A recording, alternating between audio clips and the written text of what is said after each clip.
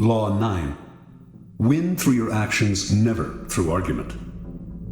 Judgment. Any momentary triumph you think you have gained through argument is really a Pyrrhic victory. The resentment and ill will you stir up is stronger and lasts longer than any momentary change of opinion. It is much more powerful to get others to agree with you through your actions without saying a word. Demonstrate, do not explicate. Observance of the law. In 1502, in Florence, Italy, an enormous block of marble stood in the works department of the Church of Santa Maria del Fiore. It had once been a magnificent piece of raw stone, but an unskilled sculptor had mistakenly bored a hole through it where there should have been a figure's legs, generally mutilating it. Piero Soderini, Florence's mayor, had contemplated trying to save the block by commissioning Leonardo da Vinci to work on it, or some other master, but had given up, since everyone agreed that the stone had been ruined. So, despite the money that had been wasted on it, it gathered dust in the dark halls of the church. This was where things stood until some Florentine friends of the great Michelangelo decided to write to the artist, then living in Rome. He alone, they said, could do something with the marble, which was still magnificent raw material.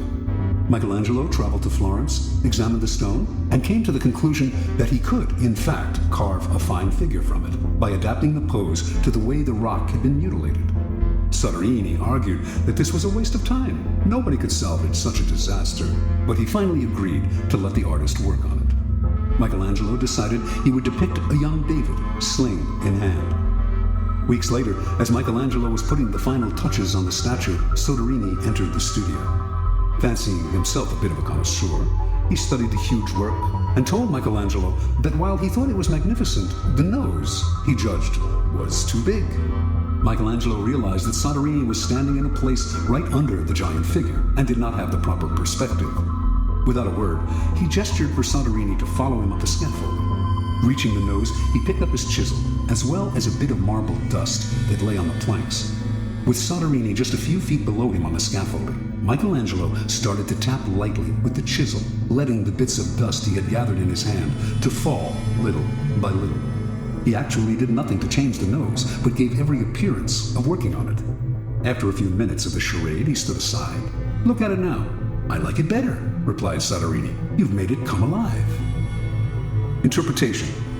Michelangelo knew that by changing the shape of the nose, he might ruin the entire sculpture. Yet Soderini was a patron who prided himself on his aesthetic judgment. To offend such a man by arguing would not only gain Michelangelo nothing, it would put future commissions in jeopardy. Michelangelo was too clever to argue. His solution was to change Soderini's perspective, literally bringing him closer to the nose, without making him realize that this was the cause of his misperception. Fortunately for posterity, Michelangelo found a way to keep the perfection of the statue intact, while at the same time making Soderini believe he had improved it. Such is the double power of winning through actions rather than argument. No one is offended, and your point is proven. Keys to power.